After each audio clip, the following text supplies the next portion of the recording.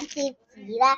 咁咧，首先咧我有好多紙啦，但係我唔想攞晒出嚟，咁我好難得翻嘅。咁咧你只係揀一樣你中意你嘅顏色嘅手工紙咧，其實已經可以整到今日我哋要做嘅小狗嘅一個折嘅。咁咧係唔係好難嘅啫。咁首先咧，我知好多小朋友咧都中意粉紅色嘅喎。咁咧，如果男仔唔中意粉紅色咧，但係咧我都知道佢哋中意食士多啤梨嘅喎。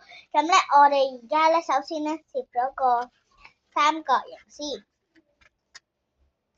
然後咧切埋佢，等一陣切埋個三角形，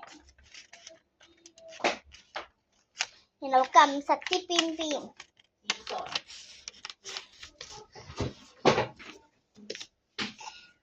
然後咁樣，然後將呢度本身咁樣接噶嘛，調轉佢，然後將呢個角望住你嗰個角，望住俾你哋睇下啦，整落嚟，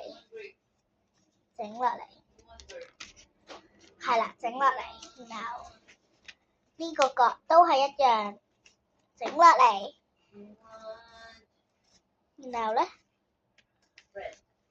我哋就整完噶啦，然後可以畫圖案上去喎。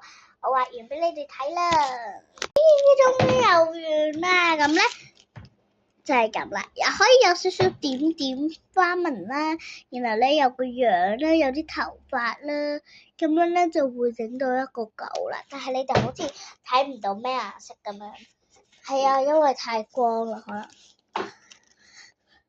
我大致上講一次係咩顏色啦，呢啲點點咧係橙色嘅，然後咧個眼睛咧係藍色嘅，然後個嘴巴同埋呢度嗰胭脂咧，你哋應該見唔到嘅胭，然後同埋個鼻咧都係綠色嘅，然後咧嗰啲頭髮咧就係咪土啊？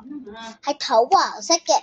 咁咧後邊你哋可以自己加啲嘢啦，可以寫啲嘢啦，送俾人哋都得嘅，或者你想畫啲公仔落去都得嘅。咁呢個就係今日我哋整嘅狗啦。好啦，咁我哋下次再見啦，拜拜。